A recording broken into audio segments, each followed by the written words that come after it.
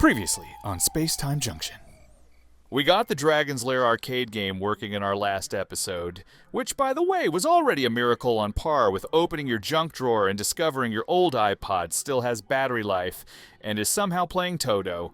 Not only was the game playing, but we sent the video to 2 monitors at once, which makes us either geniuses or war criminals in the eyes of 1983. So, how do we top that? Oh, I don't know, maybe by fixing the top of the machine itself. Get it? The top. Now, why was this necessary? Great question. Because Dragon's Lair, being the dramatic theater kid of arcade cabinets, came with a weirdly shaped marquee, fun angles, architectural flair, the full vampire cape reveal of arcade design. But back in the 90s, someone said, what if this fabulous marquee was just a rectangle? So they took a saw to it, they chopped off the flare, they Home Depot'd a Renaissance painting, and now we're here to right that historical wrong. Luckily, the previous owner sent us a full intact top and a little wood remnant like it's a souvenir from a cursed shipwreck. Is this going to be fun? I mean, maybe, probably not, but it's happening. I clamped the sample bottom piece to our donor plywood, like I was on a very special episode of Home Improvement, except instead of Tim Allen grunting, it's just me overthinking every step and hoping I don't saw through my hand. From there, it's just a matter of marking where we'll cut it, figuring out how to make an isosceles triangle using a circular saw, because when I think of safety, I think of geometry and a screaming blade. I even practiced on a smaller piece first because I'm not that brave just yet. Holding this new replacement up to the cabinet looks promising, except the original cut piece is still in there like it owns the place. It's holding up the speaker wires and is wedged in tighter than your stepdad's opinion at Thanksgiving. It's being held there by these little wooden braces, or battens, which is a word I can never say without sounding like I'm halfway through a Shakespearean curse. The new battens are installed, so I assemble the marquee wood pieces for another test fitting, and folks, they look amazing. Too amazing. Like suspiciously symmetrical, as if the machine knows it's being filmed and wants to look good for the camera. But then, because there's always a but then, we see the rusty metal brackets, and they are offensive in comparison to the beautiful fresh wood. They look like something pulled out of the Titanic's glove compartment. So now we pivot to my favorite game show. Is that dirt? We've sanded these brackets down like we're trying to erase their criminal record and then given them a shot of rubbing alcohol, because if there's one thing I've learned in this life, it's that CVS brand isopropyl is cheaper than therapy. And then it's time. Time to hit them with the Rust-Oleum Ultra Cover Semi-Gloss Black, the official paint of arcade restores and men who believe in second chances. This stuff is primer and paint, which is good because I'm both impatient and lazy. Our newly cut piece of wood, aka Sir Splinterstone III, is about to get its spa treatment. First up is a luxurious wipe down, because nothing says dignity like scrubbing plywood with a shop towel. Then we bring out our old friend, Rust-Oleum Filler Primer, which sounds like something you'd use to patch a hole in your marriage, but no, it's for smoothing wood. Now this plywood? It's rough, like it tried stand-up once and bombed rough. But fear not, because with a few rounds of sanding, just a light exfoliation followed by aggressive belt sander therapy will get that surface so smooth a cat could sit on it and question its own fur.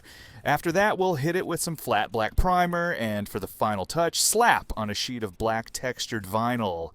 Why? Well, because we're not just restoring this arcade game, we're dressing it for prom.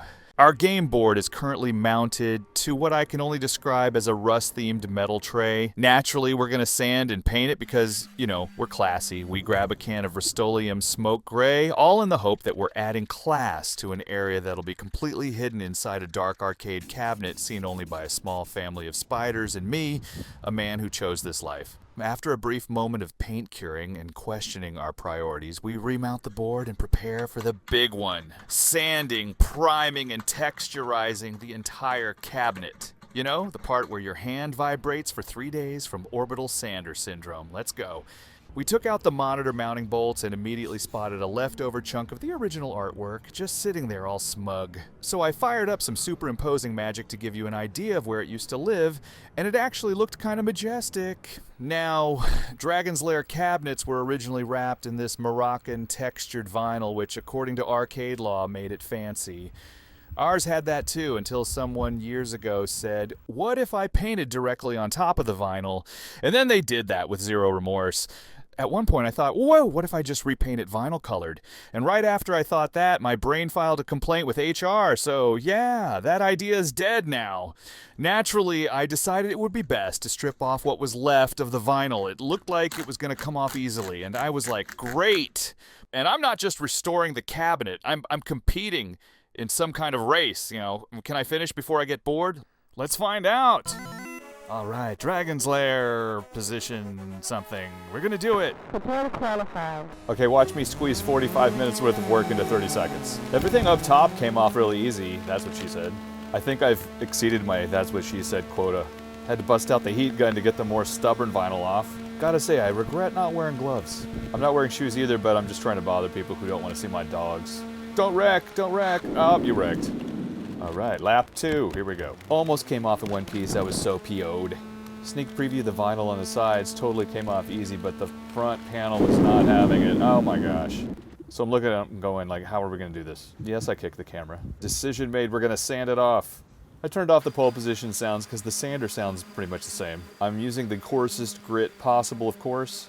I hear you shouldn't breathe in paint and vinyl, so I'm wearing a mask. People are gonna yell at me for being barefoot again. Try focusing on the DeLorean next to me. I know it's covered up, but I swear it's under there.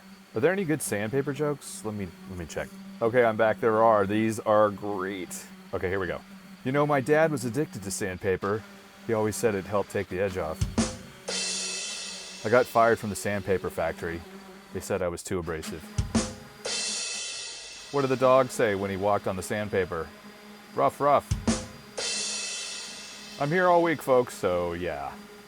Okay, it looks like I'm pretty much done with this side. Gonna show those holes we mean business. That's what she said. Oh my God, there is another side. I wasn't paying attention. Oh man. I think I'm good at it now though, right? We're running out of time, but in our next part we're gonna whip out the paint, because it's prime time. Thanks for sticking with me till the end, sending this dust cloud to the neighbor's house. We're priming the cabinet with Rust-Oleum Flat Black because, yes, we're still on our journey toward reapplying that fancy Moroccan vinyl. The score display speaker thing has some old duct tape damage, which we'll deal with later, but for now it's gotta come off so we can prime properly. At first I wasn't sure painting over sanded vinyl was gonna work, but honestly, it's so fused into the cabinet it might as well be part of its DNA. So we're doing it. We start with the kick plate, called that because apparently people just kick it, which feels aggressive for an arcade game, but hey, let's all agree to not do that. Everything's going smoothly until my paint roller suddenly explodes. Just gives up on life mid-stroke. So into the litter locker it goes, don't ask. And we head out to buy a brand new one like that didn't just happen. Now, I know someone out there is gonna ask, hey, why are you painting the cabinet if you're just gonna cover it with that beautiful Moroccan vinyl? And to that I say, because I want it to be the darkest, most mysterious vinyl you've ever laid eyes on. Like vinyl that just got back from a sabbatical. Painting it black first means any little edge imperfections will basically vanish, like a magician's assistant, but for plywood. Also, applying vinyl directly onto raw wood? That's a nightmare. It bubbles, it peels, it holds grudges, and slapping it on sanded down old vinyl, slightly better but still weird. This way we're evening the battlefield, prepping it for our charming, tasteful, and yes, super adorable, fine Moroccan vinyl. I'm also painting the edges of the cabinet that'll eventually be covered by T-molding, because even parts that no one will ever see deserve to feel glamorous. We're aiming for a cohesive, dreamy midnight vibe here, and in case you're worried about excess, don't be. We're only applying one coat, a single, aggressively thick, emotionally committed coat of flat black. 2 coats? What am I, a paint baron? Meanwhile, our newly cut Marquee bottom plywood situation is also getting a coat. Because the rule is, if it's wood and I made it, it gets painted. Period.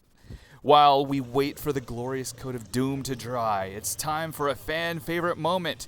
Cue the return of the Tumbler. Yes, the Tumbler is back, and it's more tumblier than ever before. We've got fresh desert blend walnut shells, prepped to sandblast the shame right off every rusty screw, nut, and bolt like it's a spa day for neglected hardware. We toss them in one anxious handful at a time and seal the lid like it's a vault on Deal or No Deal. And then we tumble. Because, as they used to say in the 80s, it's time to tumble for you. And hey, if this descent into DIY madness has entertained you even slightly, give us a like, hit subscribe, and if you're feeling spicy, ring that little notification bell. Or don't. It's your life. But if you don't, just know you may miss out on me swearing at a giant piece of vinyl in next week's episode. Peace!